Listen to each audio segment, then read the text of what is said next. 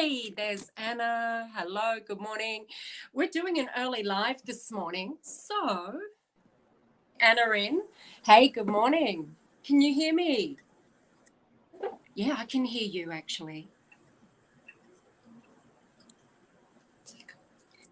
Yeah, I can't hear you. Oh, you can't hear me. I can hear you, which is really good, but it's going to make it hard to have a conversation. Let me have a look. So welcome everyone. We're doing an early 9 a.m. live with Anna from the World's Best Trauma Coach. And I'm really excited because Anna's someone who's been part of She Talks for a really long time. And Anna has just given the world her greatest genius, and I'm excited to bring her on and have a conversation with her. Let's see if we can bring her back. There, she's coming back now.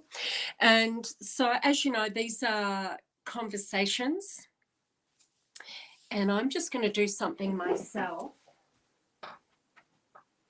while we're there. And then I'll bring Anna back in. I don't see her at the moment. So these conversations, for those of you who normally join, I'm just raising my computer. For those of you who normally join, there we go, that way. That's a better way, isn't it? For those of you who normally join at the 7 p.m. time slot, we're doing this because Anna's in Cancun. And she's had a whirlwind tour. She's overseas and she's literally taking the world by storm. Now, I realize because I'm in StreamYard, it looks like I'm looking away from the camera. I'm going to add Anna in and let's see how we go. There she is. Hi, Anna. Can you hear me? Oh, no. I am going to have a look myself. Let me just go to settings. We're good. Let's go to audio. I can hear you. I can hear you.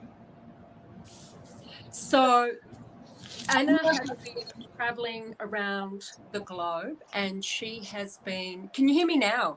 Yes. Oh, great. I was just talking about you, how you're taking the world by storm, how you're over in Cancun and you're just really just taking the world by storm, sharing your experience and your wisdom and what you've discovered, which is really freaking powerful.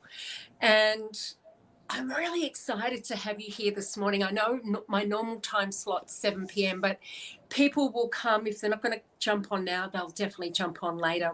They'll be expecting a 7 p.m. one. Now, these are just conversations, everyone, and the way it works is it's about losses and lessons. So those things that were taken away from us and the lessons that we gained out of those, how we empowered ourselves.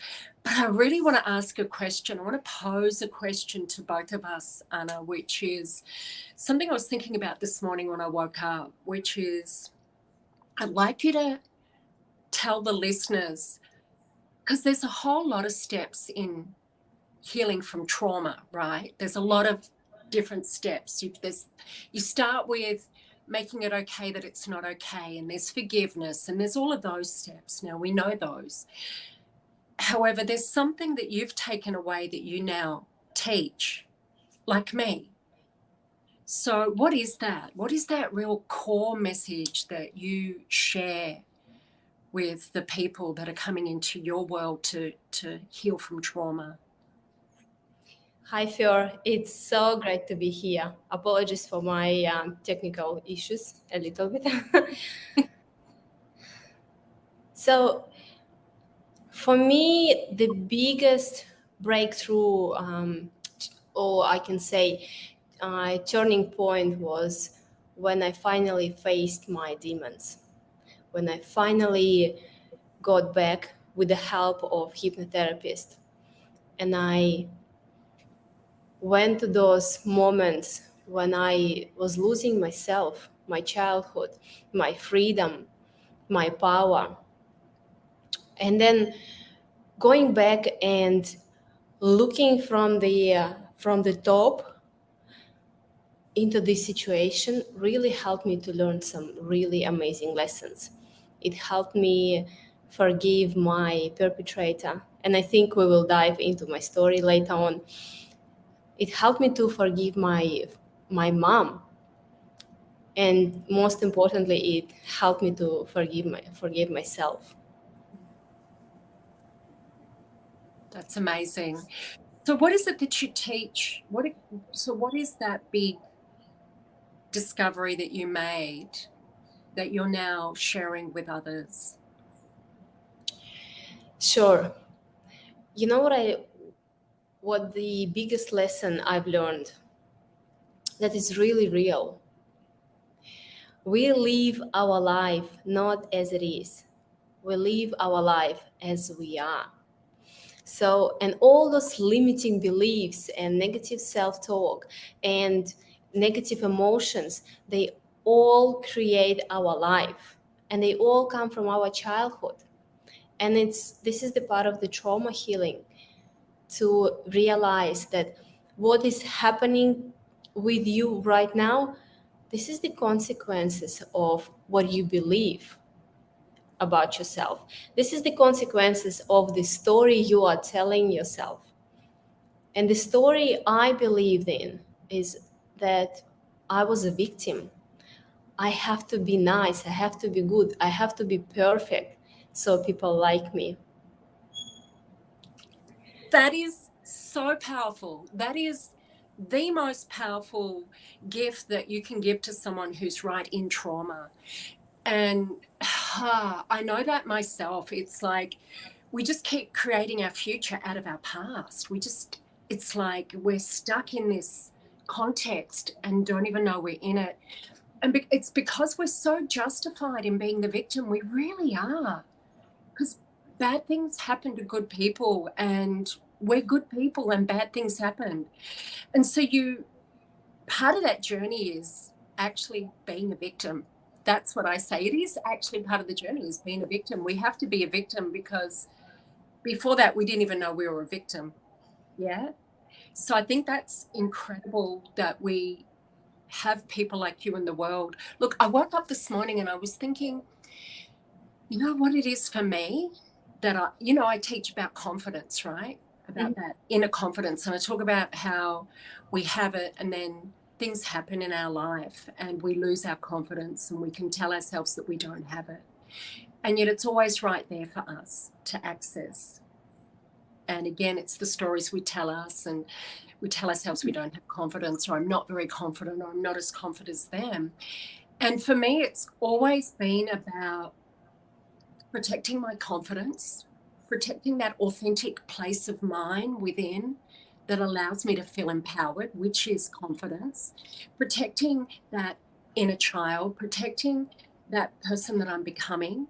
So, in a nutshell, it's protecting my confidence. Right now, when we go out into the world, that we know our triggers. Right now we know them. We didn't know them before. We had to get real clear. That's another one of the steps, getting clear on your triggers and knowing when you're reaching that threshold of shutting down so you can remove yourself. And so I feel like I'm constantly in this place, just naturally, without having to consciously think about it, where no, that's not good for me. That robs my confidence. That's not good for my self-esteem.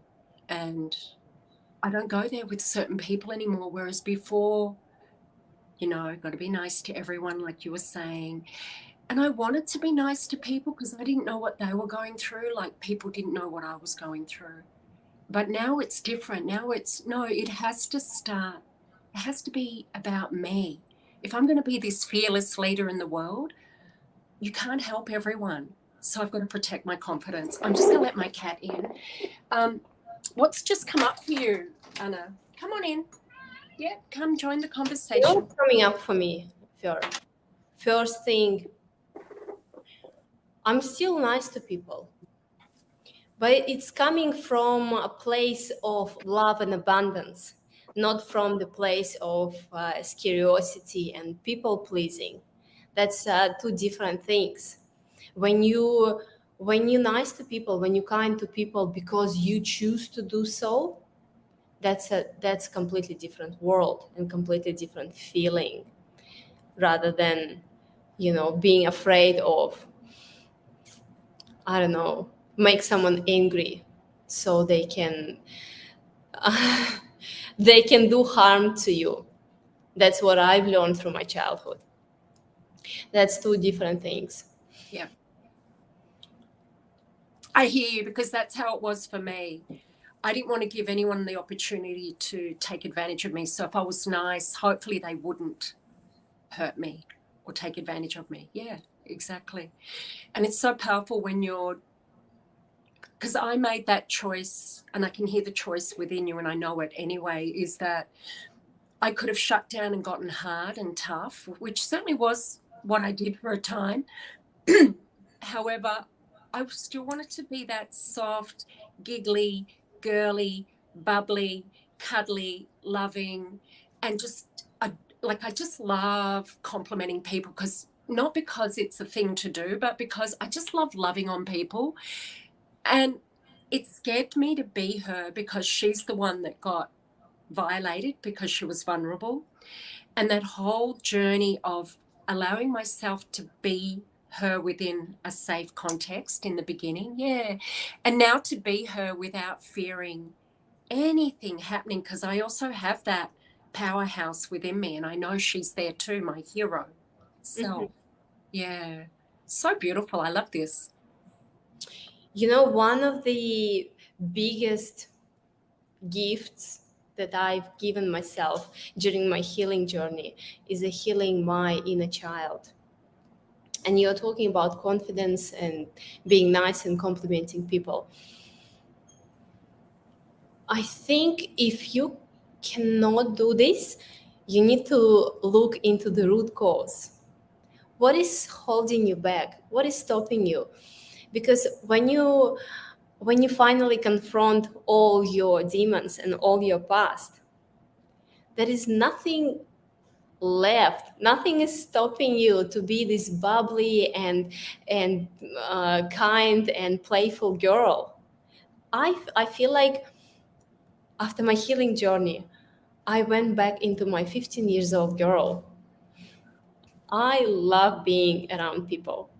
I love complimenting people, because when you getting these amazing feelings, when you're full of love and happiness and joy, you want to pass it on.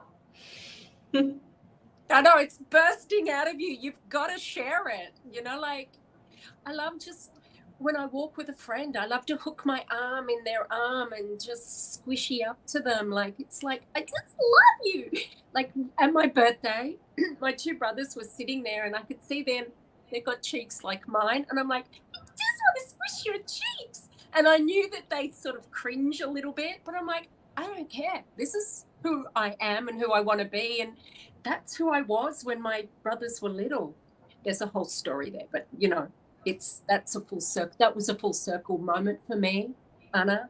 My birthday just gone, being able to just freely express myself and not care if my brothers called me emotional.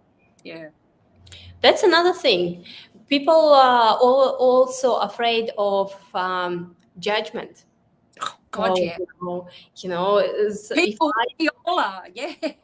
if I start playing, if I start singing, if I start dancing, Yep. you'll probably think I'm silly or stupid or Literally crazy, or literally crazy. Yeah. Where was I? I was at the bus stop yesterday. And yesterday was a freakishly humid, warm, sunny day. Felt like summer. It was beautiful, right? And I was in the best mood. And I was at the bus stop, and I was waiting for the bus. And then I realized I was swaying. I was just, feeling the air on my face. And then I looked to the woman next to me, who was a Muslim woman with 3 children. And I looked at her, And literally, because I'm really conscious of my thoughts, I thought when I looked around, I realized I thought that I would get judgment, but she smiled at me and nodded, and a little girl come up and wanted to play with me. Right? That's what happens. That's what happens when you're being truly yourself, and when you don't afraid of expressing yourself. It's very infectious. I think I said it correct. Yes, you did. Feel Yeah. your energy. People want to be around you Yeah. because you are radiating the light. Yeah. There is a video on YouTube. I can't remember how it called, where one guy, it was in the park, when one guy just stood up and started At a dancing. dancing. He was just Yeah. like, Yeah. doing his own stuff, like, yeah.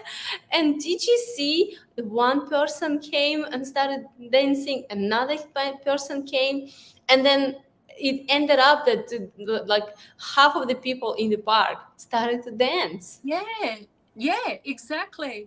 And that's truly what fearless leadership is. And it doesn't mean that we don't think, oh, shish kebab, someone's going to judge me. We still have those thoughts because we're human.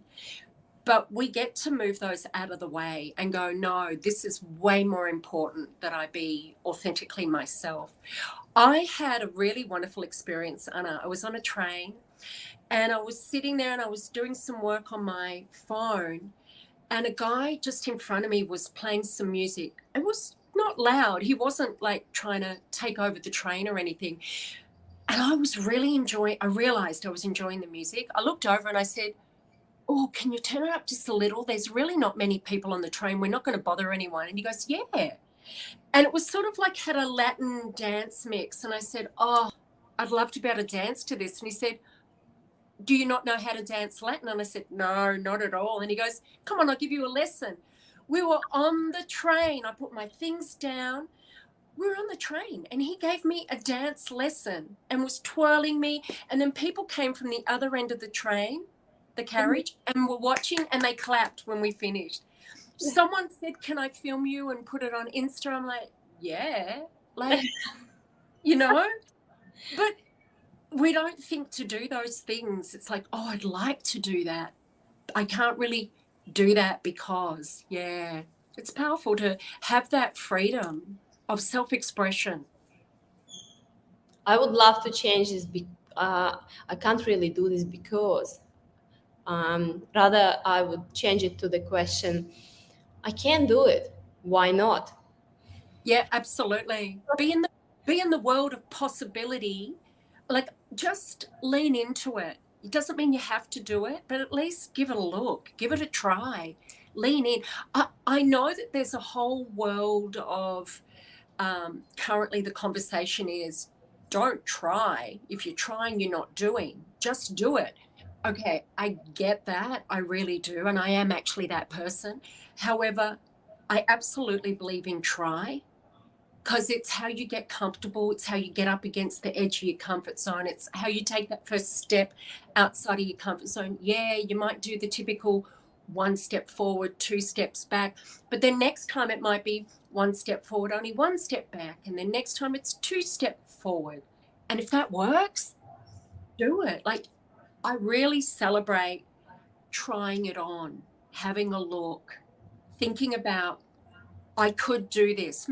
And yes, admitting, oh, I'm actually not I've lost that opportunity. I'm not doing it right now, but I'm going to be open to that experience rather than, no, it's not for me. No, can't do that. While inside your whole being is screaming, let me out. Again, when you think you can't do it, ask yourself, why not to try?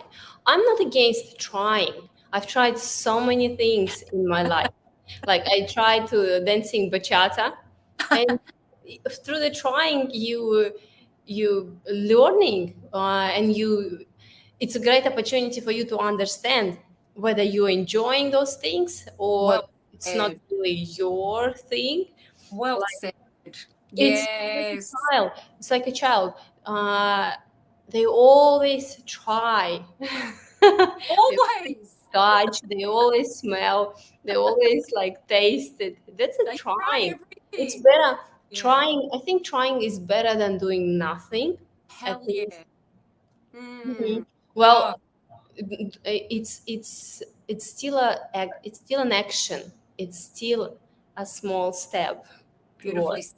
It is an action. Trying is an action. Actually, that should be said somewhere. That's a quote. There you go. Trying is an action. Yeah, it is. Yeah, absolutely.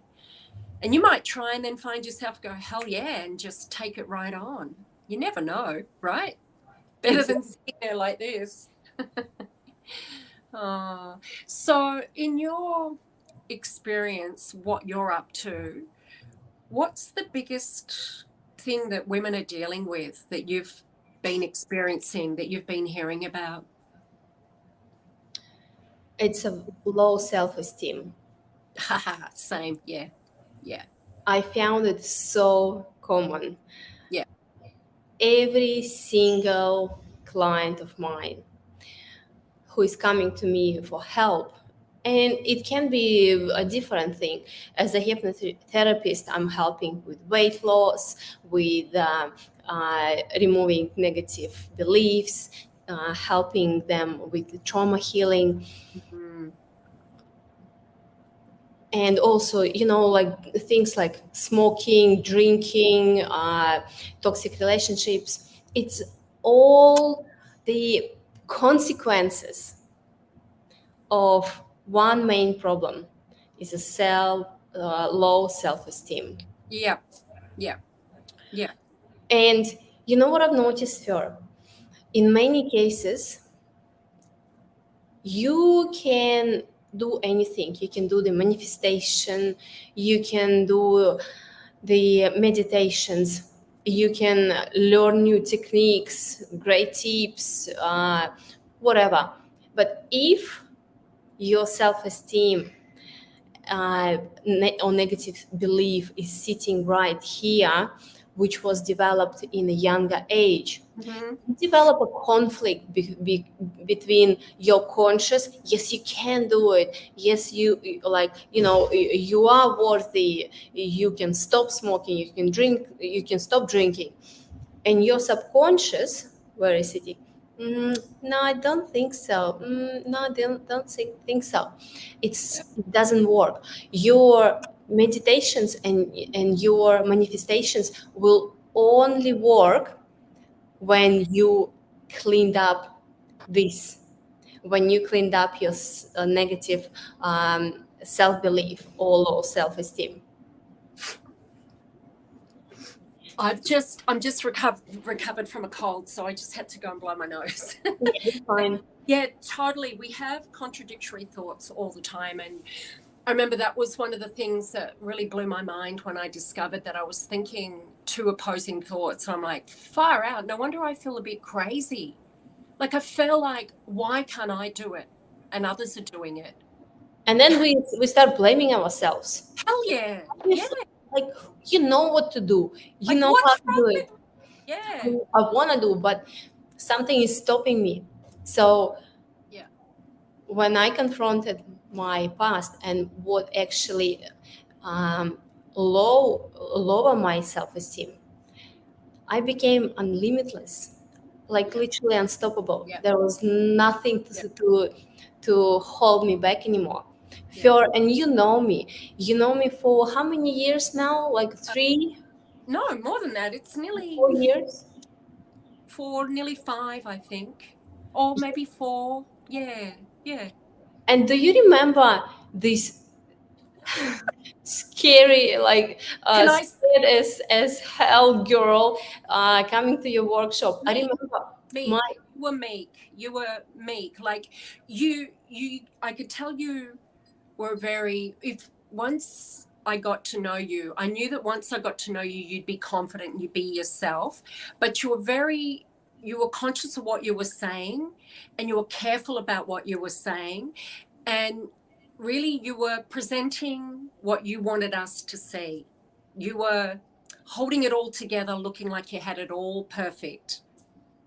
And you But were, inside, but inside I was just I was destroying with crippling fear. I was sitting in my head, like, and the point of this, what I was trying to say, when I first came to your workshop in Melbourne, I remember I was struggling with public speaking, and not public speaking in general, speaking with people who I don't know. I was trying to find a job at those time, and I was going through job interviews, and it was like a torture for I me. remember what you said to me. I would rather die than go to another interview. You wouldn't share you said, I cannot share my opinion. I Mm-mm. cannot do that. I have to think about what do they want me to say. Exactly. I was trying to say and look how I think people wanted me to say or look. Wow. And coming to your workshop, it was challenging for me. I remember I just, coming to the door. Should I? Maybe no, no, no. That's fine. I will be okay. No, Anna, come on. You decided. And then sitting. I remember sitting on the chair, like in the corner, and just observing you and thinking, oh my goodness, I wonder if one day I will become so confident. I wonder if one day I will be able just to stand up in front of the people and tell what I really feel or what I really think without hours of rehearsing my speech, preparation, trying to anticipate what sort of questions will Yeah. be. And now, Fior, honestly, this is the time when I just jump on this Facebook Live, You're so completely unprepared, I love it. open. Because I know the Anna from before, where I mean, and the thing is, our relationship started before that. We were both at what's it called? The who were we seeing? We were seeing someone, some speaker or workshop. Anyway, we were at that hotel. Um, yeah, I can't remember his name. It's nearly there, but it's not even relevant. So Tate I, Warren or something. Tate Warren, I think. no, it was I know his name. It's just not coming forward for me to say, and it's not even relevant. But I'm like, oh, I'm not going to hang around in here. I'm going to get outside and get some sunshine. And I was like, oh, I'll probably have to be around the smokers. And then I come downstairs and I see the smokers, but I see this girl away from the smokers and just kind of enjoying the sun. And you were with someone else. And I just, like I usually do, I just come up and say hi and I assess whether you want me around or not. And this other person ended up going off and just you and I spoke. Now, here's the funny thing. I don't go up to everyone and say, hey, do you want to come to my workshop? I just don't. I'm just not that person. I'm not interested. I only want people that I know need to be there and want to be there. And we talked for a while and then I said, you need to come to my workshop. And you said, okay, yeah, I've been thinking about that. And that's where it started, which was amazing because I'm like, I don't know you. And I've just come up to you and invited you. And you answered that call. Yeah. You're my angel. You've been sent for me. And you know what I say? As soon as you make a decision, as soon Yeah. as you make a commitment to do something, the whole universe comes on your side. Sure And does. right people, the right time, the right place just Yeah. is coming to you. You don't Yeah. need to chase those people or those things. The opportunity comes to you. It So you really just does. need to be ready. Yeah, you just need to be ready to take it. It really does. I've been blown away by that just again and again and again and again and again, where I'm thinking, okay, this is my next step. And all of a sudden, I get a call out of the blue from someone I don't know offering me to run workshops in schools, for example. Now, There's a process, but I went through the back door because this person called me. There's normally a gatekeeper, but I went past the gatekeeper. Same thing with, I wanted to speak at RMIT, but I know that they only hire speakers who are with an agency, and only Saxons and only high caliber speakers. And I'd taken a flight the week before I spoke at RMIT. I was on a flight.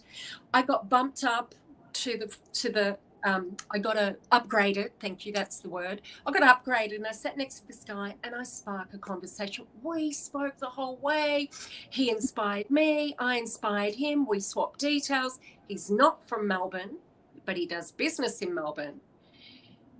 There was this one day where he happened to go into the health food store, not where he normally goes, to see if they had something he'd normally get from the chemist.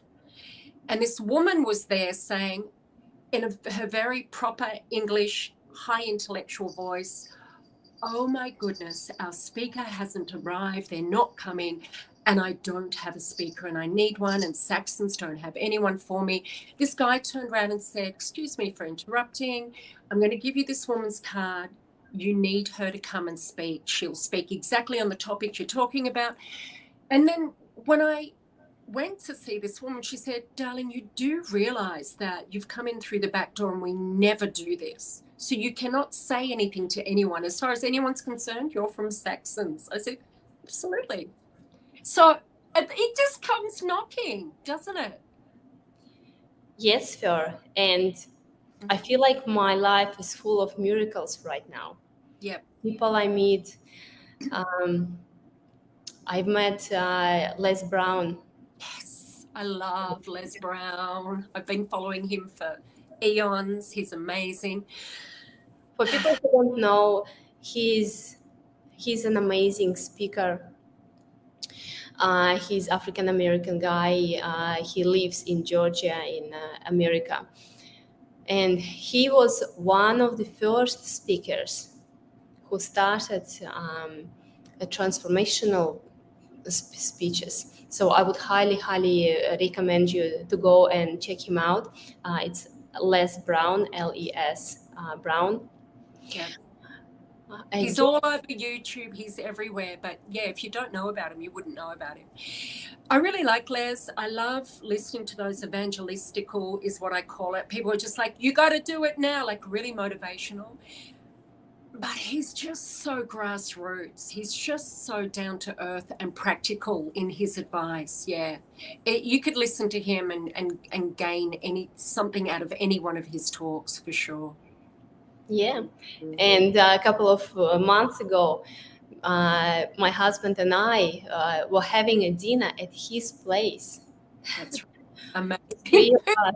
But that's like you said, miracles are happening.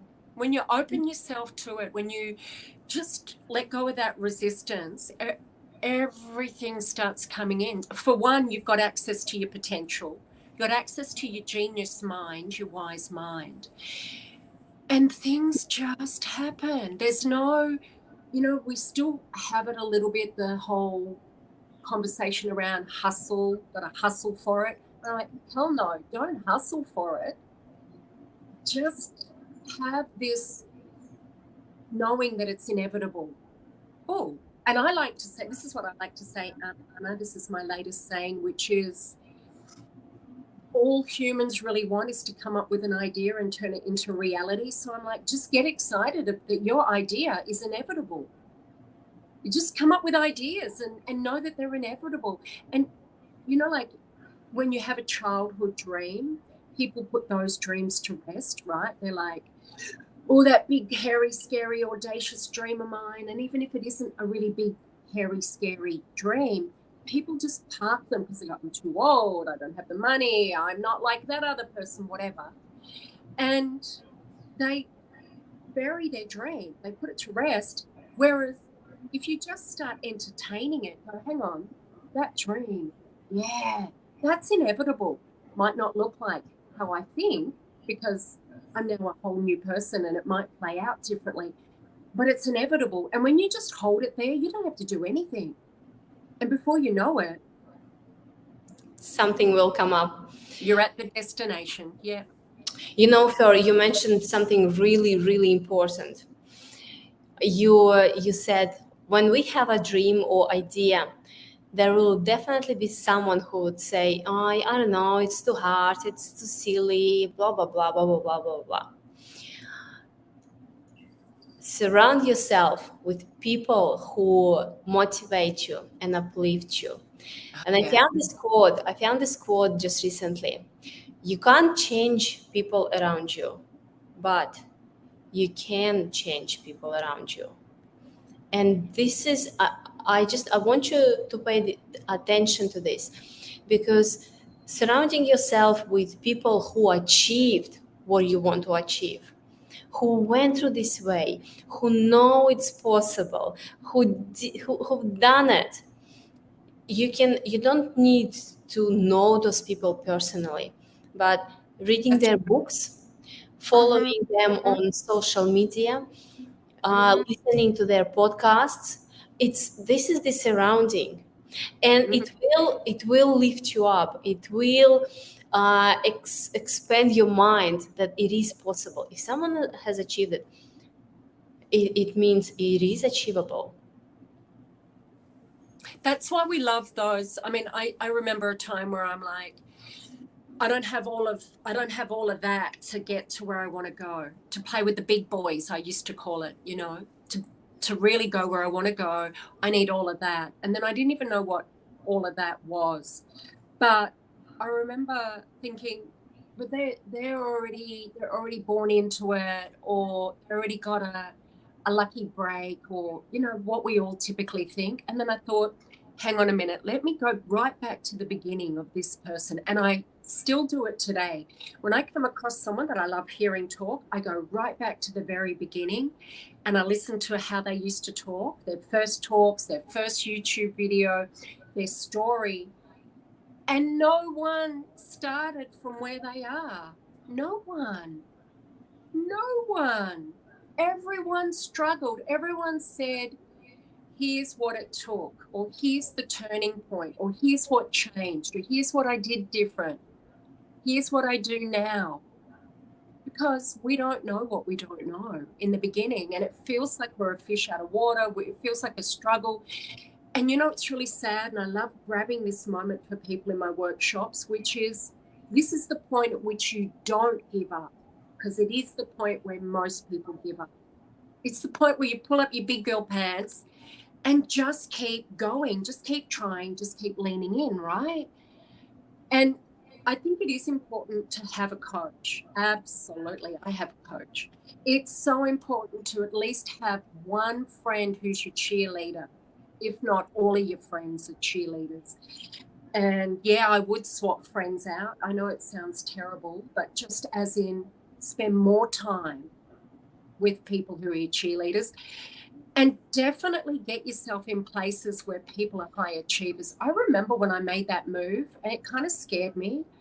And then I made a friend with someone who's a multi-millionaire. And I said, I'm going to do it. I'm literally going to do it, because it's kind of takes me back. And I said, I want you to coach me. And he cost me a fortune and I didn't care, because I just needed to be around high achievers. And then this book had come out with my chapter. And I knew he wouldn't be interested in reading my chapter, not really. But I went, I'd like to gift you my chapter and I'd love to hear your thoughts on it. And I'd like to talk about my business, and would you promote me to your network of women? And he did. And that's scary in the beginning, right? Especially when you haven't done it. Oh, especially when you haven't done it. And then, oh my God, Tim Gard, who's the #1 international Hall of Fame speaker. Now, I know you have stories like this, and I know that your partner has stories like this. Tim Gard, I'm not going to tell the whole story. I had the fortune of, he came and chose my table to sit at when I was part of an Entrepreneurs Alliance. And he was interested in talking to me and my partner.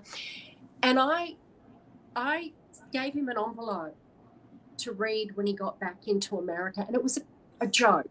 But then I wrote him an email and said, would you endorse me? Now, it took me a week before I could hit send. And now we're friends. We're like best buds. And I'll go over there and I'll see him. And, just got to make that decision to surround yourself with people who are where you want to be. Actually, I'm just going to jump in. Anthony Robbins talks about, he got invited into this, I'm going to call it a whole high rollers club, but they were like guys who were high level businessmen in the 1%. They would go on a holiday and they wouldn't do anything to do with work until the last couple of days, and then they would share. It's a mastermind. They would share what they need help with, and they would support each other. And he felt like a kid sitting on the plane. He said he's never been so quiet. Now we know Anthony Robbins, he loves to talk. And the guys turned around to him and said, Tony, you've been really quiet. And he goes, yeah, just listening. And they said, no, you belong here. Because they're not stupid. They know exactly what's going on in his head. They said, no, you belong here. I will never forget that, because I used to have to say that to myself. When I'm with high rollers, multi-millionaire successful people, and they'd ask me my opinion, and I'd go, just shut up. And then if I shut up, then I'm just the pretty girl who's sitting there, right? Mm-hmm. And I'm like, no, I belong here. And I'll give my ideas, and they would go, oh my God, can we have your number? Can we have this conversation? We need you. It's like, really? Yeah. If you're there, you belong there, right? Well, if you enter any conversation, any connection with a mindset, what value can I add to this person's life? Yes. It will change the dynamic completely, because you always have something to say. You always have something you learn through your past experience. Maybe someone is struggling with health issue, and you would know one thing that will maybe save their life. You never know. Maybe someone is struggling with career, and you might give them an idea. You never know. Ask yourself, what value can I bring to this person's life? Don't go with the attitude, what can I get from those people? Oh God, no. Because the power of giving is miraculous, honestly. And I also had to ask the question. Actually, can I start with a story? Can I share a story? Go for it. Please. Yeah. And if you don't mind, I would love to share my personal story with your listeners, just for the background. Yeah. When I was 4, my biological father left our family, and my mom was 24 years old, a single mom of 2, and I literally lost my childhood. I remember all sort of thoughts were going through my head. I'm not worthy. I don't need. No one needs me. No one loves me. Everyone leaves me. And at 4 years old, that's where you develop all your beliefs about yourself. So it's a very critical age. And then I remember the roller coaster, emotional roller coaster began. We were struggling financially, physically, mentally, emotionally. And then 6 years later, my stepfather came into our life. He moved in with us. And very shortly, we realized that he is not the person who we wanted for our family.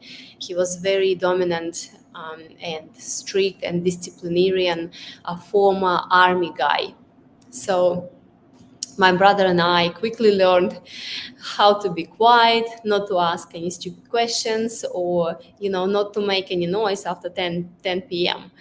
after bedtime. Otherwise, the punishment would be with his leather belt. And when you think the things can't get any worse, when I turned 15, he started systematically sexually abusing me, which resulted in 2 pregnancies and into forced illegal abortions. I moved out when I turned 21, when I finally got a job and saved some money. But what he did to me was following me up like literally until 3 years ago. When I wanted to start my own family, I was losing pregnancies. And altogether, I had 16 consecutive miscarriages. And you know this, her. And 10 different doctors in Australia could not find any physical reason why I'm miscarrying. And only I knew what was happening. And that's how my healing journey began. I went through counselors, psychologists, hypnotherapists, shamans, NLP specialists, um, psyche specialists. It helped me a lot. And the reason I'm telling you this story, not for any sympathy, but I just want to say that whatever you've gone through, there is a light at the end of the tunnel. There is another side where you can live happily and joyfully, where you can find love and fulfillment. And I remember after my healing for 2 years, I was finally ready to tell my mom what was happening to me. She was the hardest person for me to tell what was happening to me, because I was inserted, my stepfather inserted so much shame and guilt in me that if I tell my mother, I will break her woman's happiness. She won't believe me, she will expel me from the house. So, and I decided to tell her.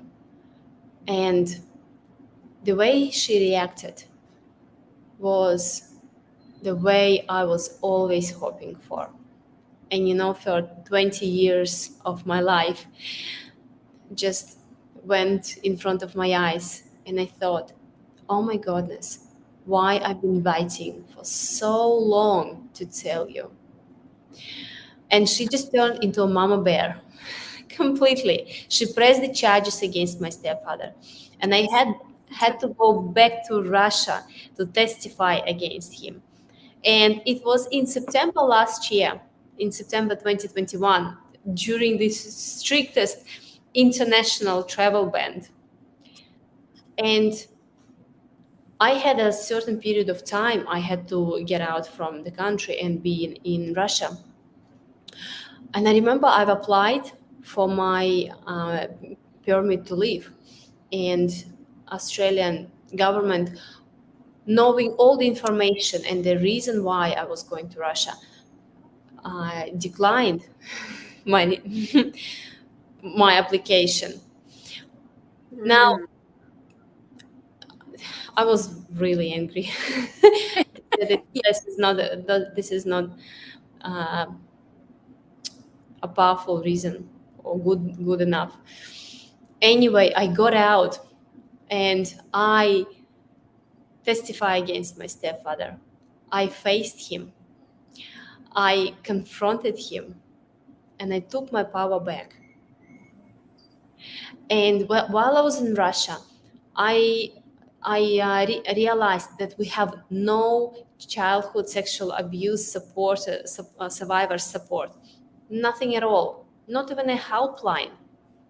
And I decided to help. Like, I wanted to do something, and I contacted the biggest publisher in my hometown, and I told them my story. And this article went viral. Yeah. I left my email address saying, girls, if you are in a similar situation, please send me an email. If you have no one to talk to, or if you don't have any place to go to, I will try to help. Hundreds and hundreds of emails. Some people were admitting and telling their stories for the very first time because they felt safe with me. And I just thought, how many people are out there who still don't have a courage to speak up, who still don't have a courage to tell what's happened to them. And that was me. I was quiet for 20 years, as you know, and it was destroying my life. The more I was quiet, the longer I was quiet, the bigger shame and guilt and pain and anger were growing. And even if outside I looked like I have it all together, especially on your workshop, inside I was destroyed by crippling fear of judgment and shame and guilt. And my point is,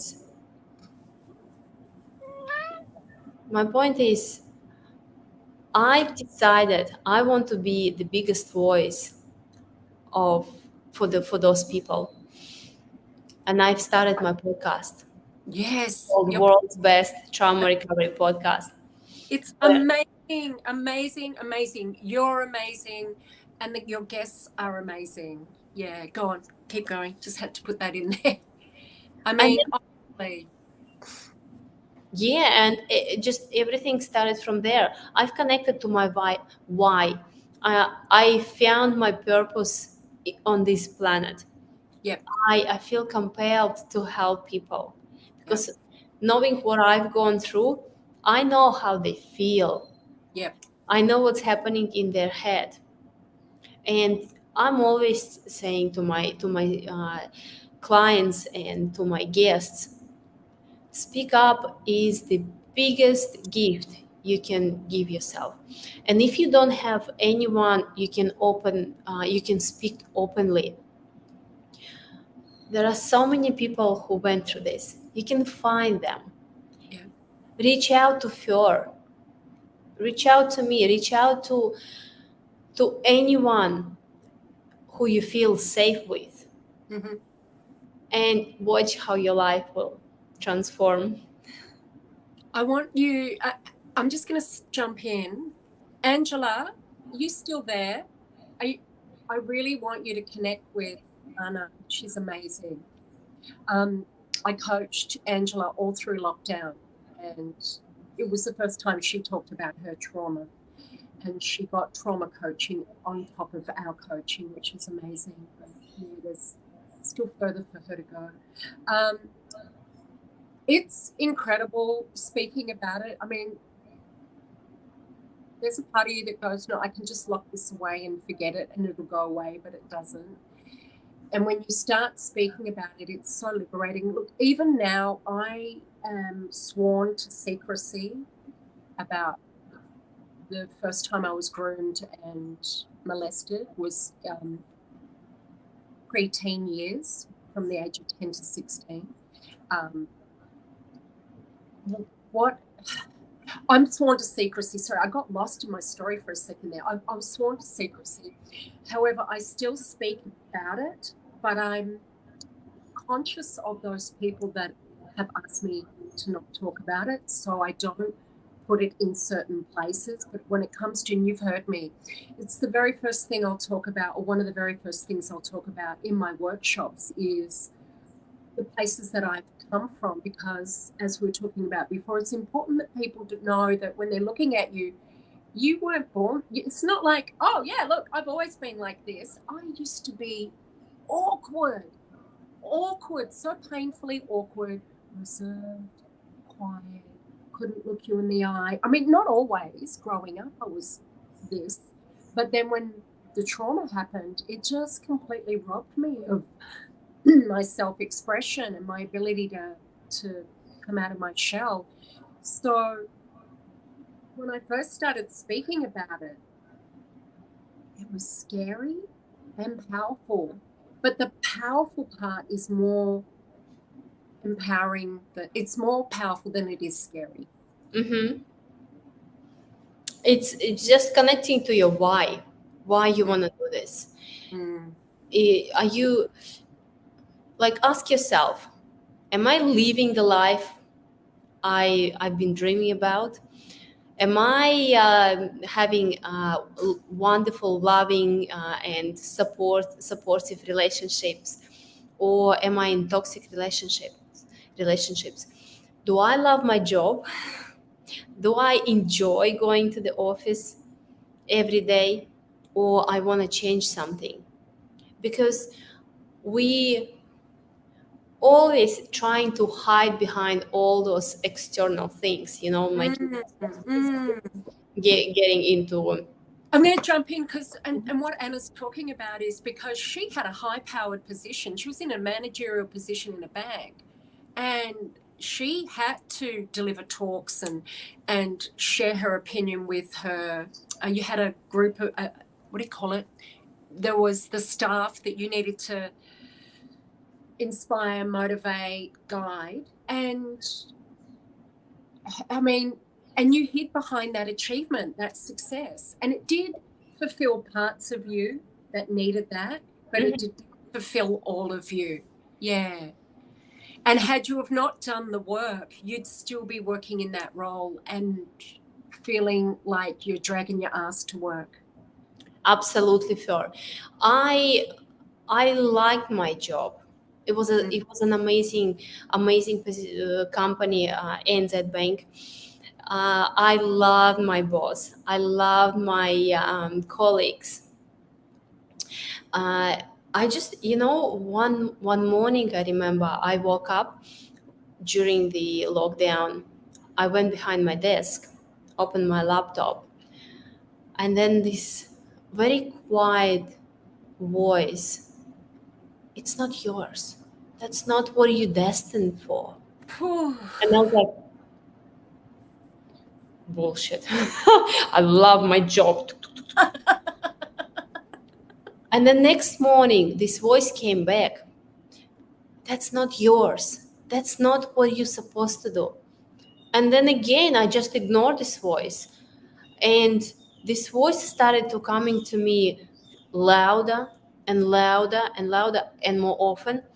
It came to the point when I just I just couldn't ignore it anymore. And I went to my husband and I said, you know what?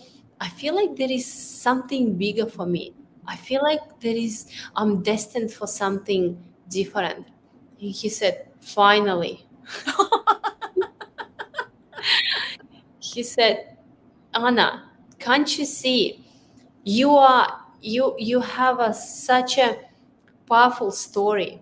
You went through a childhood sexual abuse, 2 abortions, and 16 consecutive miscarriages. You need to talk about this.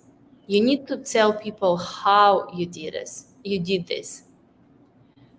You are a healer. You can help people to do the same thing what you've done for yourself. And then it felt so good. It felt like, yes, you know what? I was just ignoring my intuition like for a long time.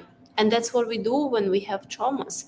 We forget to tap into our inner self, into our intuition. We're trying to cover ourselves in addictions, alcohol, drugs, smoking, uh, Guilty. job, because that's what I've done. Mm-hmm. I was working for 10 hours a day. You couldn't leave until everyone else had gone. Do you remember this? Do you remember? And you wouldn't finish until, like, you were wearing yourself out. Mm-hmm. And there was a whole myriad of reasons for that. But yeah, all comes back to that story you were telling yourself. Exactly. I also felt like an imposter. Yep. In my workplace, even though it's not my colleagues' fault or anything, but it was my own issue, because I didn't feel like I belonged to those people, to those community, because it wasn't aligned with myself, with what I wanted. Mm. And now finding my why and helping people feels so great. I know. You know what happens when we find our why, and if anyone watching this out there hasn't really connected, and I call it the what for, but if you haven't connected to your why, your what for, what am I doing this for? What is the purpose for this? How does it doing that thing that totally fulfills you, lights you up, like totally lights you up, but also allows you to serve others, because truly that is what we are. That's truly what we're made for. If you don't know what your why is, just think about, if you're connected to your why, anytime when you're powerfully connected to it, when you're emotionally, I must do that. Anytime you got to take a risk, anytime something seems challenging, anytime something's hard, it's not that doesn't happen, it happens, but your why is so much stronger that you're like, oh God, I've got to find a way. I mean, this scares me, but I got to find a way to make it happen, because my why, I've got to reach that destination. It's such a powerful strategy, and it's even, it doesn't even do its service calling it a strategy, but yeah, the power behind that, the motivation, the inspiration, the drive, the commitment, the desire, the passion, the fulfillment, it really diminishes fear.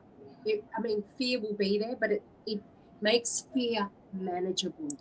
There are 3 questions that my husband is using with his clients to help them to identify. The courage coach. No, wait a minute. The world's best courage coach. Yes, Laban Ditchburn. That's him. Oh boy. Sorry, I'm just thinking about him reading that chapter. But anyway, we'll park that for later. Go on. Yes, the three. Ooh, 3 main questions 3. you can ask yourself. What are you best at that other people find challenging? And it can be very simple, something like a listening, or having compassion for people, or painting. something you're really good at. The second question is, what people often come to you for advice on? What do That's people one of my ask you Yeah. for? Yeah. And the third question is, what sets your soul on fire? And you might not knowing the answers to those questions. That's right. But just if you start asking yourself, and also you can start asking other people around you, what am I good? What am I best at? Like, what sort of advices would you ask me for? And then once you stop and listen to yourself, what sets my soul on fire?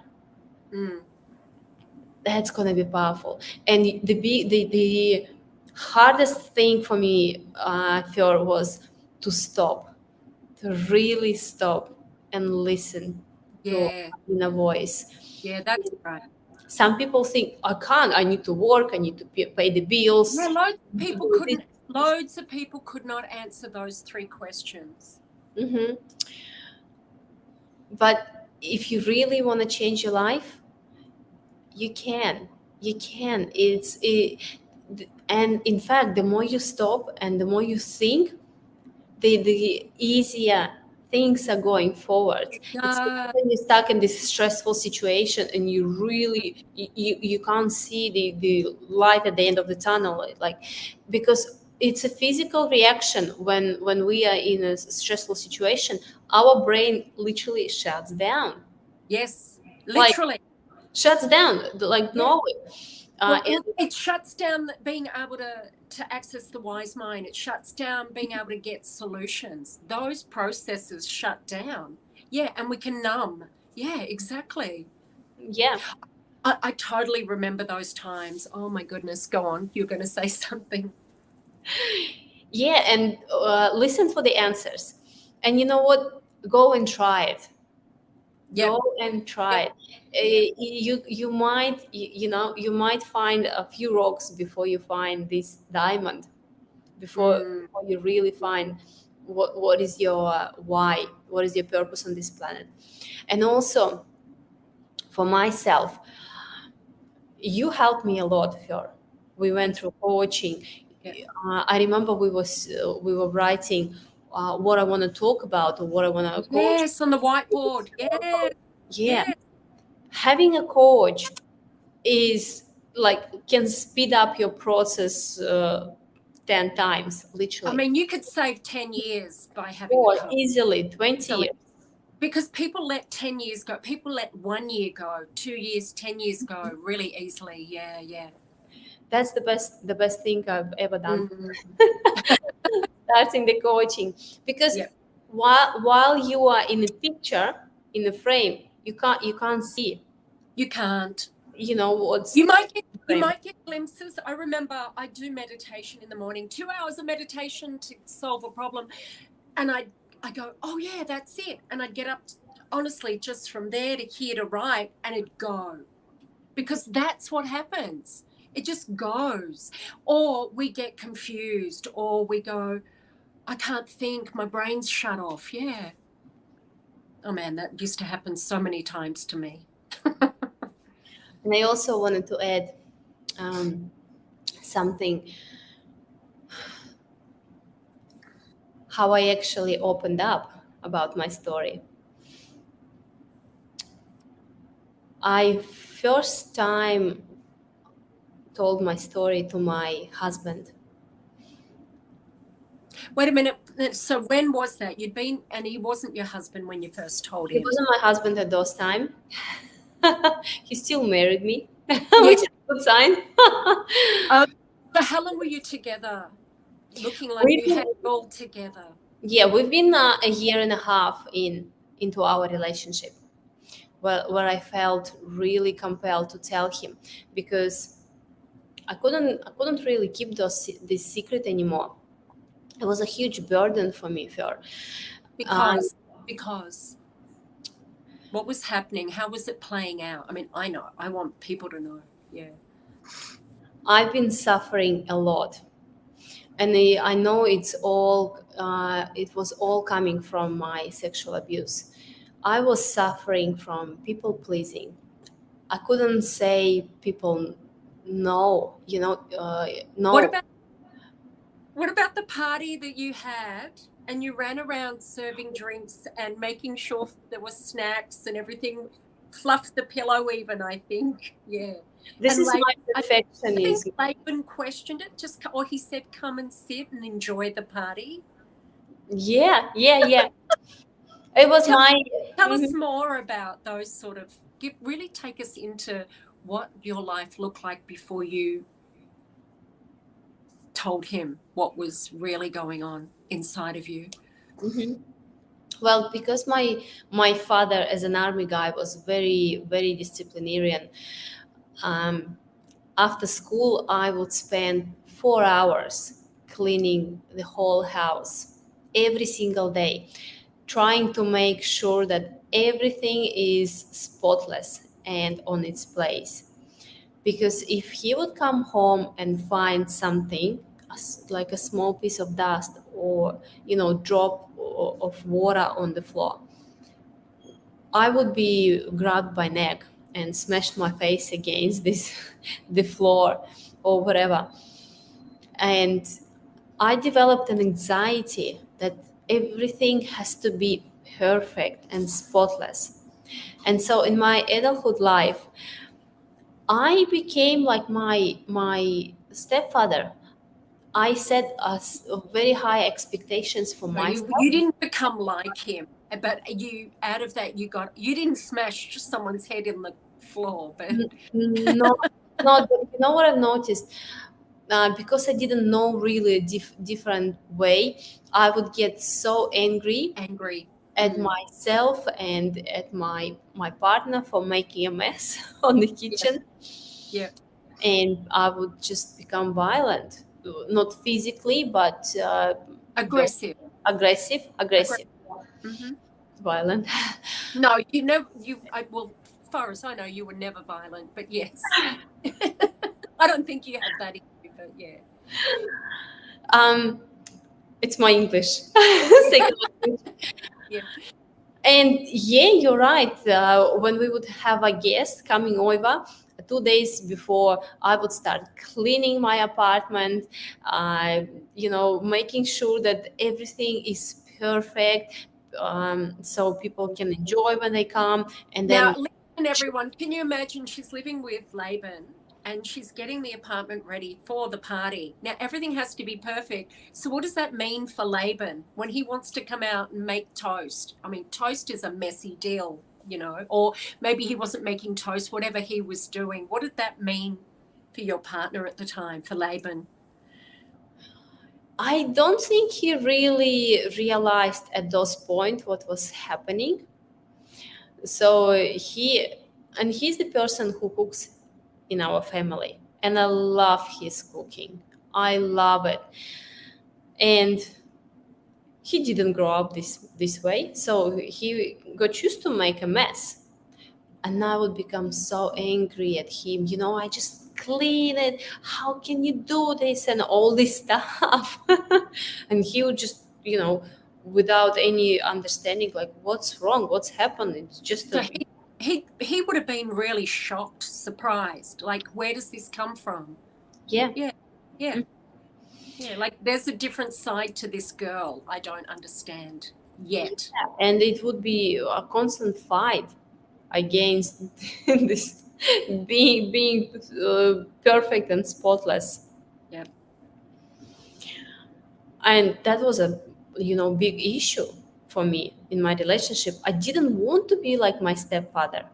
I didn't want to give him any grief for making a mess So, while he's cooking a delicious dinner for both of us. but you found yourself getting angry, and then were you also thinking, "Oh, don't." Oh What yeah. was happening? Or would you go, or after the argument, would you sort of go away and think, "Oh, why did I do that?" Oh Poor. yes. Right. Yes. It just at those moments I couldn't stop myself. No, no.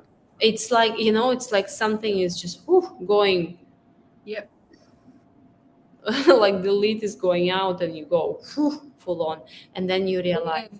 oh my goodness, what have I done? Yeah. And then during the party I would run around like a crazy, pouring people water or cleaning the napkins, Oh my cleaning God. the dishes. Like I couldn't just sit down and relax the company. Which makes it hard for your company to relax, right? Exactly, they just like Because they're like, why is she not running. joining? Like, yeah. Yeah. You're not the maid. You're not the servant. You're not the waitress. Yeah. But you were. Mm-hmm. I You think. were. I remember you saying, oh my God, I've been waiting on people. Mm-hmm. Yeah, and sometimes I wouldn't have an opportunity to talk to some people at all. Only like literally say hello and goodbye. And give me your glass, I'll fill it up. Or, Yeah, right? yeah, Perfect. Yeah. exactly. Whew. That So, was that was really challenging. Now, no worry. So then what happened? You realized you needed to, I mean, Laban needed to know, didn't he? But more than that, what needed to happen for you? Why did you tell him? I want everyone to understand. because I was losing my pregnancies, we wanted kids so bad. We love kids, and I know Laban will be an amazing father. And seeing him struggling a lot mentally and psychologically, from seeing me as well struggling in a pain, because I had two ectopic pregnancies as well, and one ectopic nearly killed me when my tube ruptured and I was internally bleeding for a few days. Mm. Just seeing him how he was struggling, I couldn't keep this secret anymore. And plus, what I love about my husband, he at the beginning of our relationship, he was so honest and open with me about his past. He he was too open sometimes. Yes. But it helped me to to feel safe in this environment. He was so authentic that Yeah. I felt authentic, as well in those relationships. What can you remember what that first thought was when you decided you were going to tell him? What did you think? What really got you over the line? Like, we say to ourselves, if I don't, then the relationship's not going to work, or I cannot be whole and give my whole self to this relationship unless I do. So what was it for you that you were thinking? What really got you to just go, I'm doing it? Well, I didn't spill it like straight away. I was Okay. sort of testing him. I would give him like bit by bit, like a little bit, something from my past that I was, uh, what experience I've gone through. And it started from I told him that my stepfather was very physically and emotionally abusive, and he took it so beautifully. Like, he just hugged me and he supported me. And then I remember we were driving in the car. We were sitting in the car, and we were talking about his past and his mom, and it just came out. It just came out. Like, literally, to be honest, unexpectedly. I wasn't planning it to do this, and then I shut down. And then I remember thought, oh my goodness, what have I done? But he just understood me. Mm-hmm. It's like everything just went into its place for him. He was like, Oh, now oh, yeah, see, yeah. see now. And for honestly, I'm so happy I did it, because he was able to provide me an amazing support, an emotional and physical. He was with me like every single minute. He was holding my hand when I was crying after hypnotherapist or psychologist. And See, that's kind of relationship you want in your life. But it wasn't so, so really wonderful at the beginning, because I had relationships before, and I was married before. I met my ex-husband like nearly straight after I left the house, and I was still in those state of mind, and I didn't realize that I attracted another abusive person into my life. And I had a moment I was in a deep depression, and I wanted to commit suicide. I wanted to end my life. mm-hmm. That's how bad it was. Mm-hmm.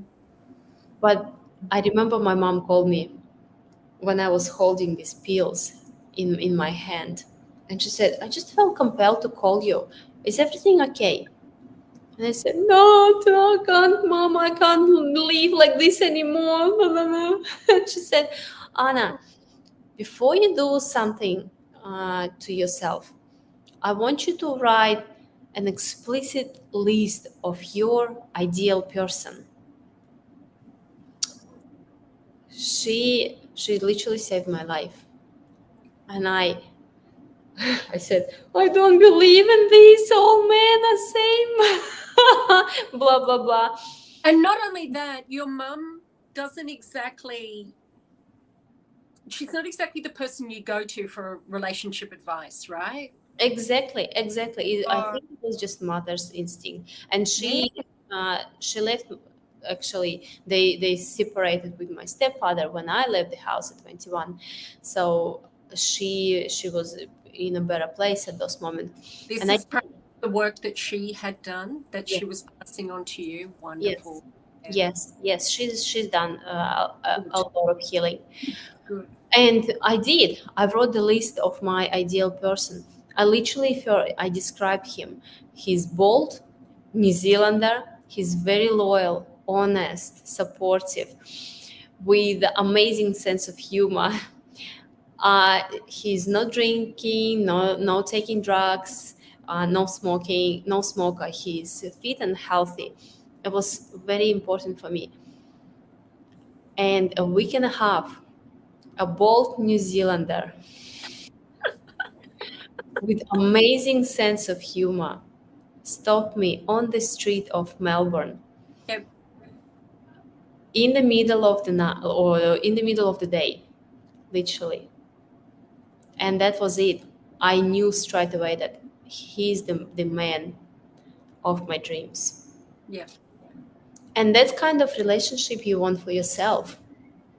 Because when you start healing, your whole being changes. And that's when you start attracting people a higher caliber. Yeah, that's right. That's right. You feel worthy, and when you don't feel worthy, you kind of take crumbs. I remember when I was with Guru and something similar, which is I could see he was confused by my sudden change in behavior, so I would shut down and tell him to fuck off. Yeah, you can go now, fuck off. Yeah, you do this. Weird, which is really weird, right?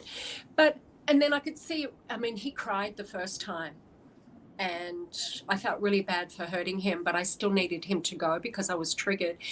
But then I realized that I owed it to him, even if he left me, because this is what I thought. He's going to learn about all of the 6 rapes that have happened to me, and especially the gang rape, and he's going to go, you're broken, there's something wrong with you, these things keep happening to you, you're not good quality, I don't want you, right? But I thought he at least deserves to have that answer and that opportunity. I thought he was going to leave me, and he didn't, because I said, I've got something really hard to tell you. And he goes, oh, you're being serious, and he sat me down with 2 hands on the bed, and he held my hands the whole time I told him, looking in my eyes and tears rolling down his face. And I couldn't believe it when he said, oh my God, thank you so much for telling me. You've helped me to understand you. Mm-hmm. Which blew my mind. But then it gave me the opportunity to say to him, hey, I want you to know that I'm working on this. You may not, or it may not look like I'm working on this, but I work on this every moment of every day on myself. But I can't guarantee that I won't have another Dr. Jekyll and Mr. Hyde moment. I can't guarantee that I won't be disappointed in you, make you feel like you're not enough, tell you to fuck off, because that is the pattern that I'm in at the moment that I'm learning to break. And to do it, I need to do it real time with the person. So I don't know how long it's going to take, but I can promise you, I said to Guru, I can promise you that I will become the person, because he said to me, I was really worried that you weren't the person that I'd met. And I said, no, I can promise you I am the person you met. That's the real me. But this other part of me is the trauma part of me. And I can promise you she's leaving, but I can't say when. And he said, okay, great. I don't care how long it takes. And so, Right. yeah, right? So listen up, ladies. If you need to hear this, they are out there. Please stop saying there's no good men, or there's no men available, or they won't understand, or, oh, I'm too strong for him. Like, it's all bullshit. That's all story. There is someone for you, but you gotta start the healing journey, and they will come. And the funny thing is, you actually have to be in a relationship to complete the journey. Not in the beginning, you don't need someone, but to complete the journey of trusting a partner and fully loving, you actually need to be in a relationship so that you can go through those bumpy spaces of where you get triggered for trust and for opening your heart. Like, Guru used to walk out the door and I thought he was never coming back. Every single time he walked out the door, he's not coming back to me. And I'd cry and I'd get in hysterics, and I go, can you just stop this? This is just get on with your day. He'll be back. Exactly. Mm-hmm. Mm-hmm. And maybe women who are listening to this don't have this a wonderful opportunity, just to go and tell their husband what was happening to them. But it doesn't mean you need to stop healing or you can't heal. Even if you tell that I need to do some work on myself and I need some space and I need some time and I need some understanding, and then you work with professionals or with people who went through this for yourself. And when our energy changes, when our vibes start going higher, people start changing around us. I really do. And Yep. kids, your parents, your Yep. friends. It's when you change your attitude, people's attitude also change around. Yeah, they can't relate to us the same way because we're not going into those same conversations. We're not behaving the same way. And honestly, it's a different space. It's a different conversation that starts to happen. I've seen those dramatic changes for myself where that behavior completely disappeared in someone because there was no hook for them. And for even telling my mom, that was the hardest thing, as I mentioned at the beginning. And I've tried to tell her. I've tried to do it a few times. Right. I remember I started the conversation and I said, Mom, I was sexually abused when I was 15. And her first reaction was, so what? Like, so many girls are getting abused, like, suck it up. Yep. And I was like, oh, okay. And I shut down Yep.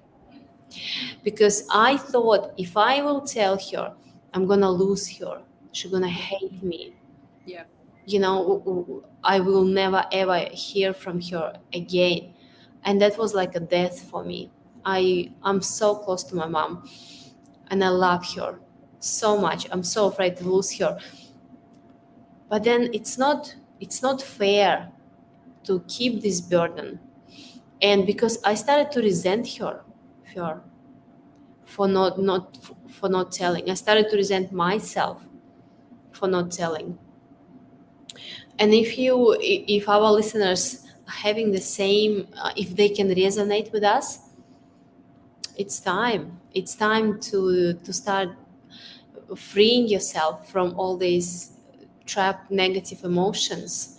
And then second time when I told her, finally when I told who raped me, she told me, I'm so sorry. I knew, I could feel it's happening. I just couldn't bear a thought of him doing this to you. Mm. Because not many people can get this message, can hear this message. Not actually, maybe not at some particular moment. But what's more important is you have to be ready. You have to be okay what's happened to you. Yep.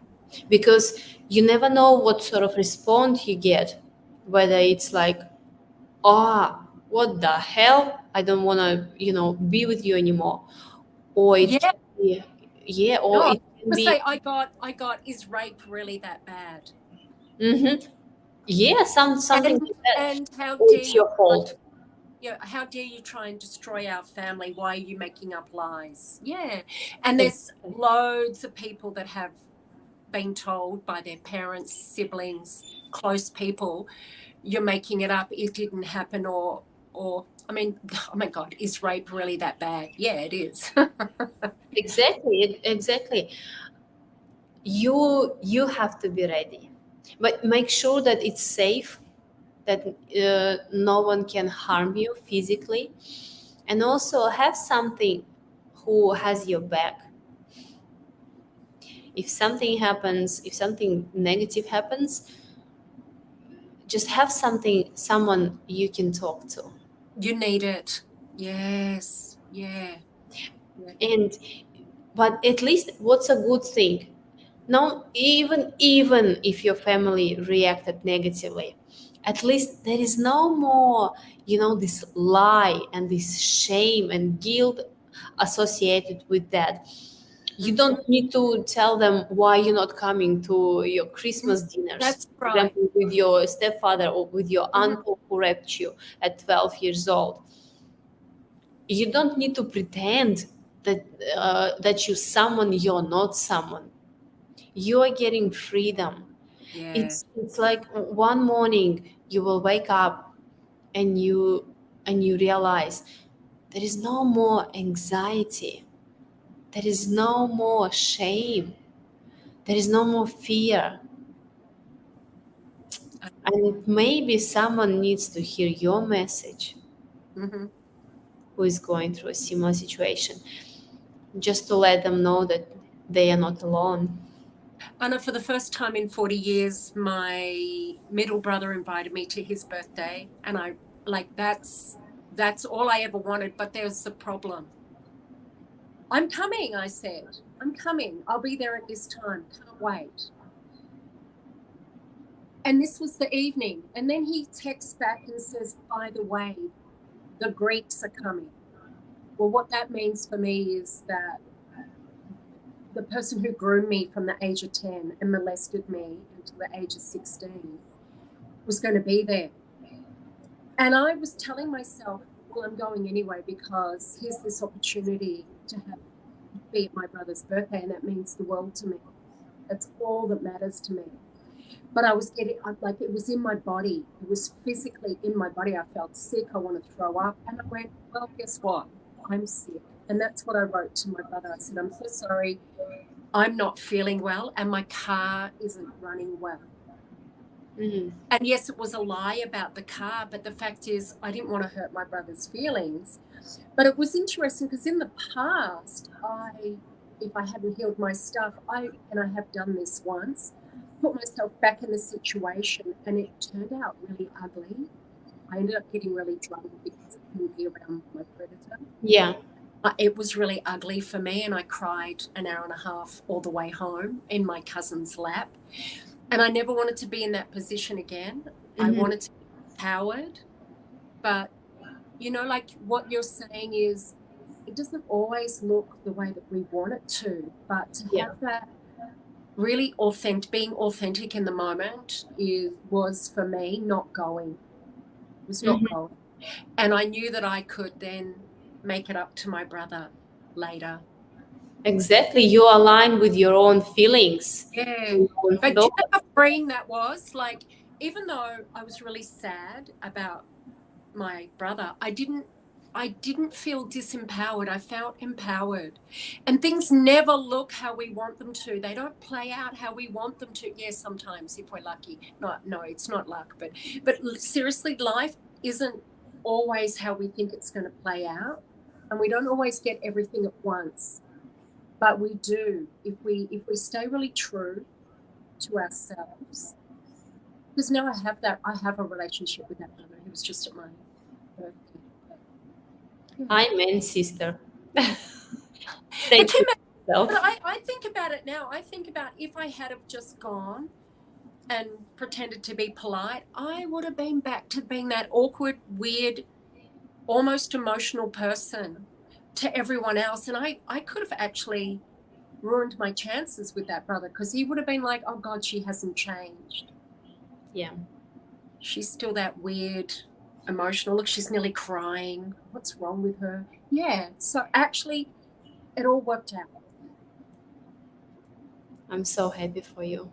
Me too. Geez, it's a journey though, isn't it? And seriously, for a long time, I just want to add in too, for a long time, there were people I tried to talk to and they outright said to me, you've come to the wrong person. I can't deal with your stuff on my own. Or I'm not the person you need to talk to. I can't have those sort of conversations about that stuff with you. And for a long time I was alone, which did not stop me from doing the work. I did the work. And then I was looking for different friendships or people. Now, had I had the internet back then, that would have been great because there are groups that people can reach out to. And back then, I didn't really find a coach that was the right coach, but I did have coaching from people, and that really helped me. Even though they weren't the right coach, just knowing that they were listening Mm-hmm. and that they were like, yeah, this really happened for you. And they didn't say, oh, you're lying. Yeah. That meant the world to me. Yeah. Mm-hmm. So That's why it's so important to find someone who can just listen without judgment, who can mhm. understand you. But to have a coach, if you can just have a coach straight away, like when you're ready for a coach, but if you can have a coach straight away, just, like I have an attitude of when I know I need a coach, I'm like, I don't care what it costs. I'll make the money. I'm going to make this happen because this is going to literally take that baggage and remove it. It's literally going to give me the freedom that I don't want to go another moment dragging this shit with me. When you can have a coach who's not like not in your head and they're hearing everything you're saying and they've got their own experience and they've got their wisdom and their skills and they can literally give you a light bulb moment where you're like, oh yeah, I hadn't thought of it that way, or oh, I am repeating the story. I didn't think I was, but I am repeating the victim story because you see, the victim story can get really subtle. It gets more subtle while we're doing the work, but it can still be there. Yeah. And to have someone point it out to you to notice it and to help you do the work. Oh man, it's the best gift you can give yourself. It's an investment in yourself. Look at Absolutely. this way. Look at this way. If, Mm. it's not just wasting money. You're investing in your future. You're investing in yourself, and you need someone in your corner who believes in you, who supports you. You can borrow their courage and That's they right. believe in yourself Yeah, borrow their belief in yourself. while Absolutely. you're developing your own. Yeah. Yeah. Yeah, because a coach is, I mean, it depends on the kind of friendships you have, but generally a lot of friendships are about, oh no, you look beautiful and oh no, you're great at that. And there's a bit of insincerity because, there's that heart and care about supporting your friend, but you don't really know if it's like, do you really mean that? Whereas if you've got a coach, they're only going to be straight with you. And they're not going to try and butter you up or compliment your hair and, oh, you're doing fine. No, they're really there to do the work with you. To I, really, like, a coach is honestly going to straight shoot with you and say, you might want to consider that you actually are a know-it-all, or you might want to act that was one of mine, that you're on a high horse right now. And I was like, no, I'm not. And they wrote it on a post-it note and they said, go home, put it on the door that you walk through the most, read Mhm. it and consider it. And I went, oh shit, they're right. Right? And Yeah. especially you, Phil, you keep me accountable. Oh God, I love it. I love it when people do it to me, and I love doing it with others because if that's the whole role of a coach is we've been in those places, and we don't need people to make us feel better. We can do that. We need people to get us, to hear us, to at least hear us and say, I don't even can't put myself in your shoes, but the best I can do is listen. I've had one of those people. And then the other one is when people really do get you. And that's what a coach is good for because they actually get it. And in fact, while you're starting to talk, they go, oh, I know the place you're in. And it's like, oh my God, I'm not a freak.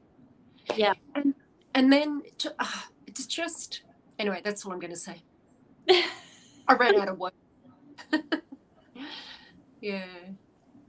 But I always say to people, don't sit in it. I used to always say, Angela, are you still there? I used to say to Angela all the time, why is it taking you 5 days to call me?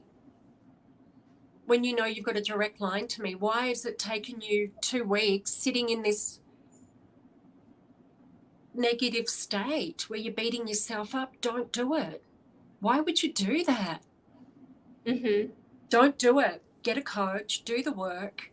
And, it's a bit like when people hire a cleaner and then they clean up beforehand. a lot of people, when I notice when they take on coaching, is that they try to still look like they've got it all together. I have been so guilty of this, looking like you still got it. And then if you and if you've got to have it all together, then how are you going to acknowledge that you have a problem and then work on it? You can't. And yet your coach knows damn well that you got that problem because they can see you clear as day. And they will let you go through no, I've got it all together. They'll let you do that for a little bit whilst, giving you the work. They give you the homework and you don't realize, oh, they know I've been I've got it all together. When you didn't how do you say, you didn't buy into my looking like I have it all together. You like, not once. no, And you know, this is the beautiful thing when working with people, and you do this with people as well, is that you've got them in front of you. You're not buying into the stories that they're trying to tell you, and even trying to tell themselves, convince themselves, because that's what it's there for. Mm-hmm. And yet you see, like, so that whole holding it together, right, that facade seems very accomplished and very, like, regulated. However, who the person is way more powerful than that holding it together.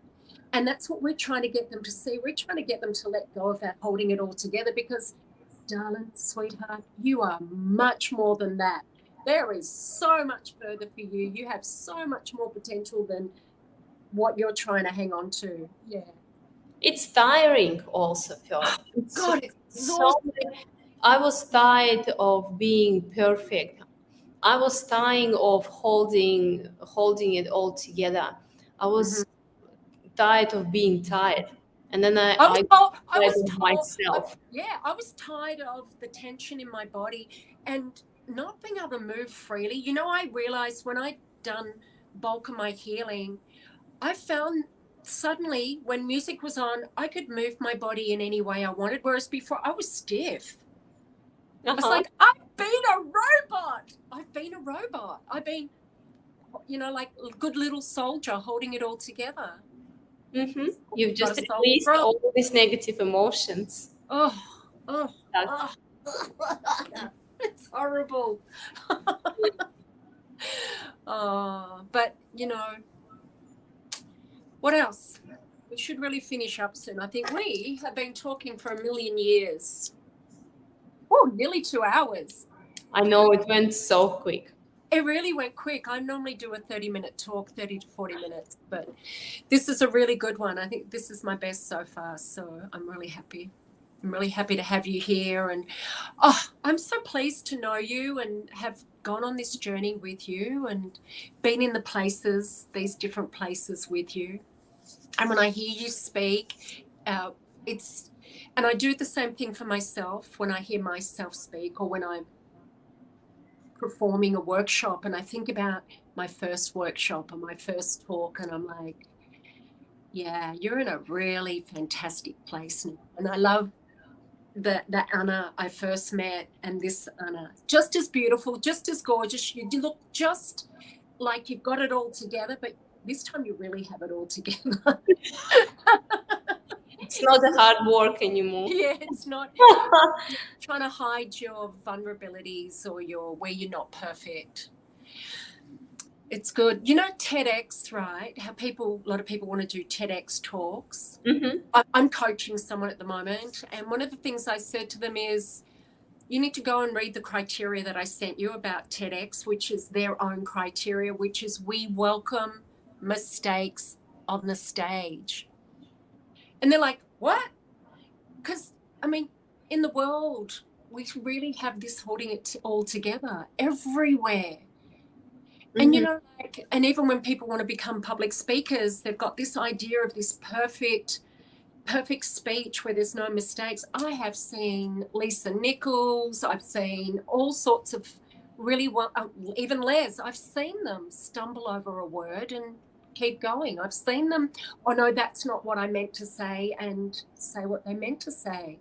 or stop for a moment and think, like, there is no having it all together perfection in the world. Mm-hmm.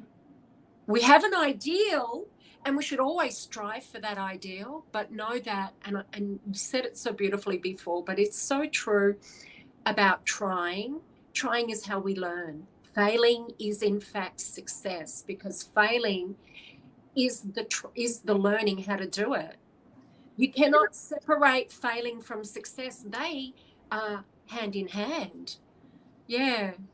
It's like my previous boss back in Russia told me once, if you are not making mistakes, it means you are doing nothing. Oh, brilliant. Yep. Yeah. Yep. Kids try everything. I loved it when you were saying that. They will try everything, even put their hand on something that they know is going to hurt them. Oh, look at Bo. Mr. Bo's just being really cute right now. Oh, He wants your attention. He wants his mom back. he does. Yeah, he does. He does. What are you up to for the rest of the day? It's actually a late night. Evening. So, yes. Going to bed. Yes, good. Good. I'm very pleased. Well, it's the beginning of my day today, and I've got my very beautiful friend Effie, the artist, is coming to visit me. So I'm going to put lunch on for her, and then I'm going out dancing tonight. Perfect. I know, with a group of girls. I should say group of women. Dancing. So it's a piano bar, so it's jazz. So I'm going out with my friends who like jazz and blues. It's one of my favorite. I love jazz and blues so much. Do you like jazz and blues? I love all sort of music. Yep. What's your favorite? At the moment, Latina music. Yeah, that kind of makes I'm sense. in Mexico. It makes sense given where you are. Yeah. Yes, everything to do with bachata, Nice. Latina dancing. I love it. When I was in Adelaide, I used to do some work over in Adelaide. We used to travel around for work, and I would go to the Latin bar and dance. It was so fun. How do you say it? The bachata? No, the Bachata. oh yeah, bachata. Yeah, good. I bet you look fantastic. I bet you have fun when you're dancing. The bachata. It's a really amazing dance. Yeah, it is. It is. You know, to have the freedom on the dance floor when you have no trauma, it's so different, Mm-hmm. isn't it? When you don't. You're not thinking, who's looking at me? Why are you looking at me? I'm not safe. I can't move my body in a sexual way. Yeah, so different. Freedom. It's just freedom, whatever. When So nothing. Anna, where can we find you? Let's tout you a little bit. So, how do people find you?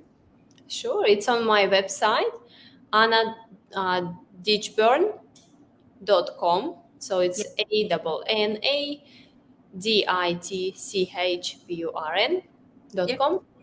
Or you can find me on Instagram. It's also anna.ditchburn, or Facebook. And tell us about your podcast. And my podcast called World's Best Trauma Recovery Podcast. And I think it's a good opportunity to tell people that it's not an ego thing. It's my commitment to myself and my declaration.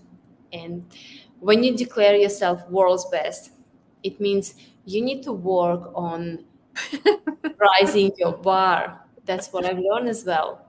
Rising your bar, constant development and growth to bring a lot of value to people. And every morning I would wake up and ask myself, I'm also the world's best life optimization coach. So I would ask myself, how would the world's best life optimization conduct yourself? Yeah. This is my higher self. Yeah. And I'm stepping into this. Yeah, I love it. So I went from the confident speaker to the fearless female speaker. Why not? Because that's what I'm living into. Yeah. it's very common that in Australia and New Zealand we have a tall poppy syndrome. Tall We poppy. do. Yeah, we do.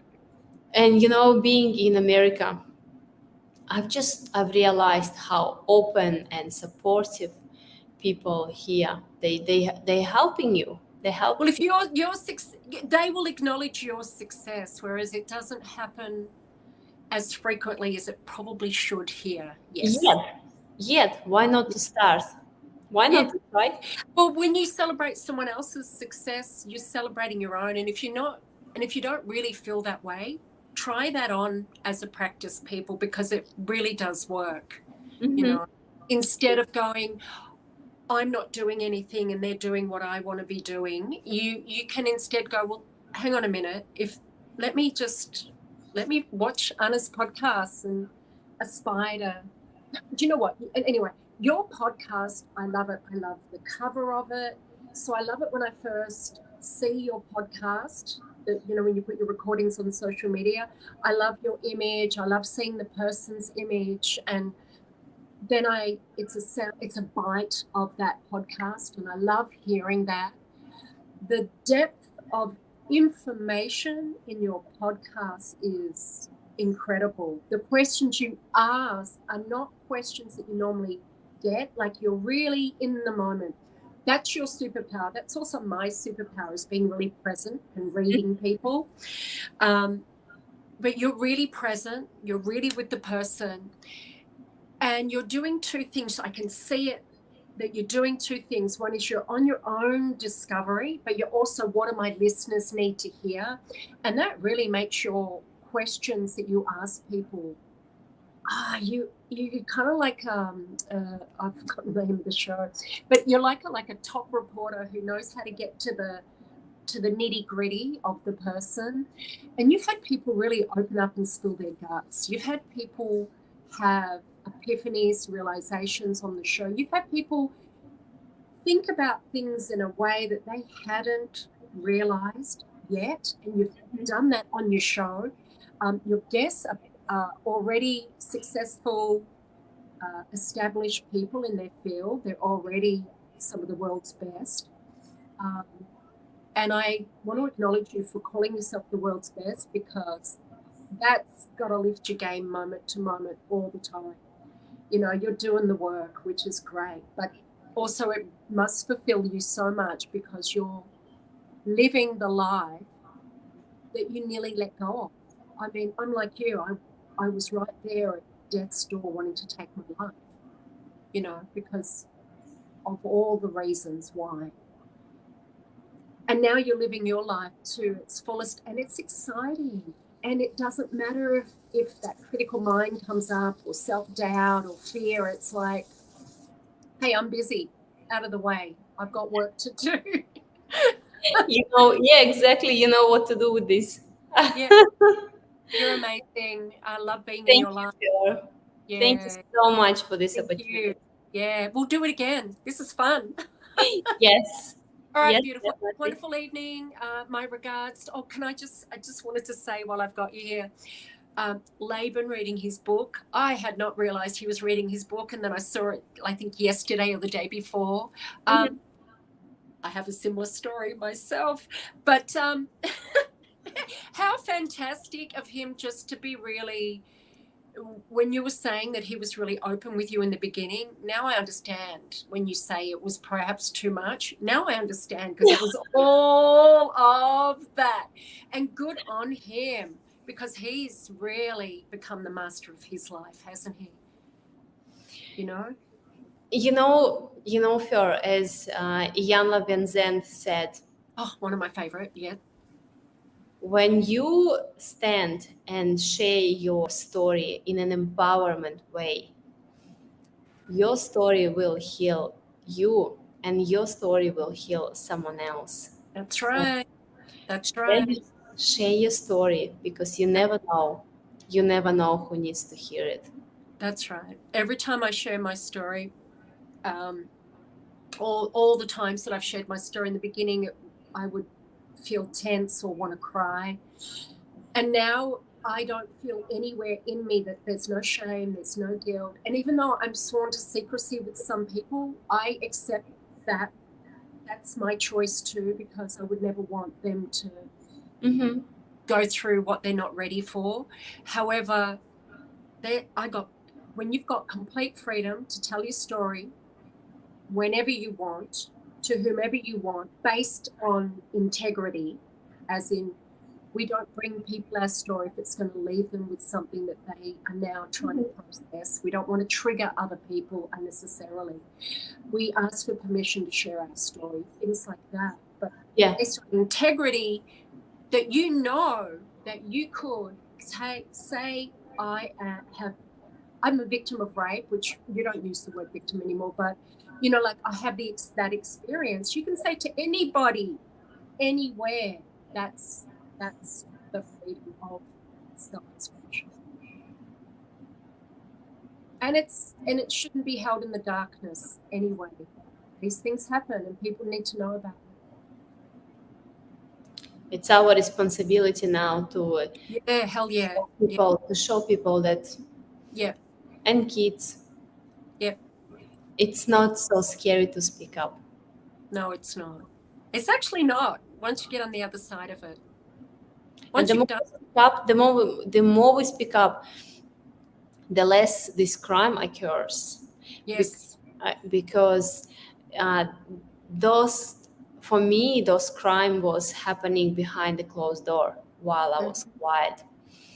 And if my perpetrator would know that I would go and tell it to someone, I'm sure he would think twice or 3 times or 10 times, knowing that he will be find out. That's right.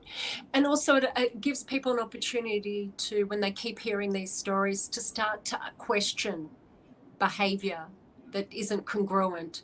So it's twofold, because they get us sworn to secrecy. They know we're not going to say anything. Exactly. Lovely. Enjoy your evening, and I will catch up with you soon. You're heading off soon, so have wonderful travels. Have a wonderful birthday. I will definitely check in with you on your birthday. But please, everyone, check out Anna's podcast. Anna, would you pop a link? Are you able to? Can you see comments? Or is it just I can see comments, and I saw a few with Angela. Can you put your link to your podcast in there? Try. Yeah. I want people to at least get onto your podcast and start listening. And then if you're someone who needs to know a bit more about Anna before you proceed with anything that she's got, read her feedback on her social media pages. It'll give you a really great insight into the work that she's doing and the impact that she has with people. I'm telling you, if you've got trauma, once you heal from your trauma, you will be incredibly surprised, or at least impressed, by how gifted you are and how much you have to offer the world. You'll find your calling, you'll find what you're passionate about, you'll find your purpose, you find your voice, and this is a journey that everyone deserves. So, did that go in? Not sure. If not, I'll do it. Or we can add it after. Yeah. So where can they find your podcast on? It's on most of the podcast platforms. Apple? It's also on my website. Yeah, Apple, Spotify, YouTube. YouTube. Awesome. So we're on YouTube today, and we're on my 2 She Talks pages. All right. So, and I was going to put it on Instagram, but that's been playing up. So we'll do it next time. We have all 4 platforms. All right, beautiful lady. Much love, much respect. And gracias. Bye. Bye, honey. See you. Bye, Anna. All right. I hope that you truly, thoroughly enjoyed this conversation today with Anna Ditchburn, who was formerly Anna Maidenova, for those of you who may know Anna. Please go check out her podcast. It's one of the best podcasts I've ever watched. The other really good one that I know of is Too Human for Words. So another one of my favorites is impact theory, and I can't think today, another one on health and goal setting. All right, people, beautiful humans, great to have you here today. Have a wonderful Saturday. Whatever you do, just lean into your dreams, lean into your passion, lean into asking, where would you have me go? What would you have me do? What would you have me say? With whom shall I connect with? What do I need to know? All of these questions will powerfully allow you to lean into your wise mind, your geniusness, your potential. Much love, much respect. Bye for now. See you next week. Bye.